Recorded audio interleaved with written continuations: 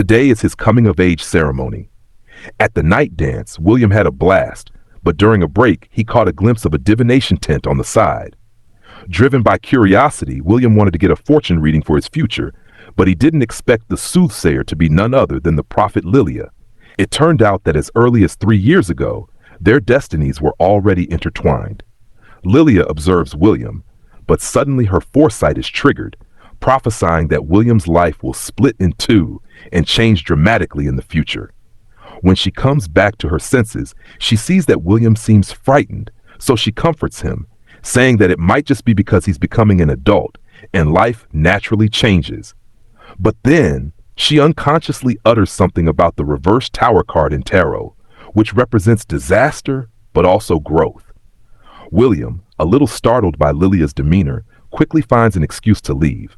Lilia, feeling sorry for William, allows him to enjoy the moment. After William leaves, she makes a talisman and secretly stuffs it into his belongings. Lilia may have been worried that the disaster in William's life might involve kidnapping or assassination, so she deliberately made a talisman to protect him, trying to help William escape his fate. When the talisman took effect, Lilia instantly forgot everything that had happened.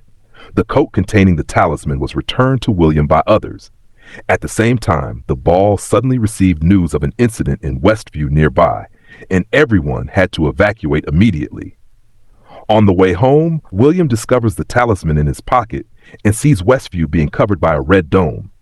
This is the same scene where Wanda battles Agatha inside. However, his mother, distracted by the vision, nearly crashes into an oncoming vehicle. With an emergency turn, William's family crashes into a dead tree. Though his parents are unharmed, William is covered in blood and dying. At this moment, the sirens sound, and his father rushes to intercept a police car while his mother checks William's condition. William is motionless, having clearly lost his life. But just then, Wanda's image, saying goodbye to her 2 sons, lingers around William. He suddenly awakens and calls out Tommy's name. It becomes apparent that the real William is dead, and inside his body now is Wanda's son, Billy. When his father arrives with the police, who are actually the guardian witch Alice, Billy realizes everything around him is unfamiliar. He sees himself in the reflection of a knife and realizes he is in someone else's body.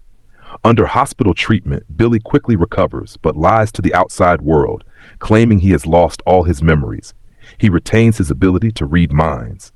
From the hospital to his return home, Billy hears the sad voices of William's parents. To stop their suffering, Billy decides to play the role of a good William.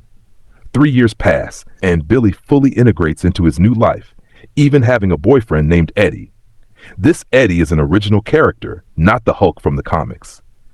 Billy and Eddie are dating, and when things get intimate, Billy hears Eddie's heart ready to confess. Billy stops because he wants Eddie to meet the real him. After a car accident, Billy tells Eddie about the soul in his body. Fortunately, Eddie adapts quickly and accepts the truth, but he's curious about who Billy really is if he's not William. Billy, however, is a bit vague about his identity due to the aftermath of the soul transfer and playing someone else for so long. He gradually forgets about his past life. In short, Billy is now unsure of his true identity, so he shows Eddie all the information he's collected over the years. Billy speculates that an accident occurred at the Red Dome in Westview 3 years ago. He opens a notebook, and accidentally, the Potions Witch Jennifer's skincare instructional video plays. Later, Billy shows Eddie the rune symbols on the Red Dome, indicating it may be linked to magic. But the people of Westview either don't want to talk about what happened or have been silenced by the government. To uncover the truth, Billy finds a mysterious insider for information. They meet in an underground parking lot, and after a long wait, finally see the insider, who turns out to be the fake Quicksilver, Ralph Boner, manipulated by Agatha in WandaVision. Ralph, suffering from PTSD due to the Westview incident, tells Billy that Wanda is dead, and Vision has been dismantled into parts. But when Ralph mentions Wanda's 2 sons, Billy finally confirms that he is Billy Maximoff. However, Ralph is terrified of a person named Agatha. Billy presses Ralph for more information and learns that Agatha had manipulated him and is still sealed by Wanda in Westview. Back home, Billy researches Agatha's actions and finds the witch's path.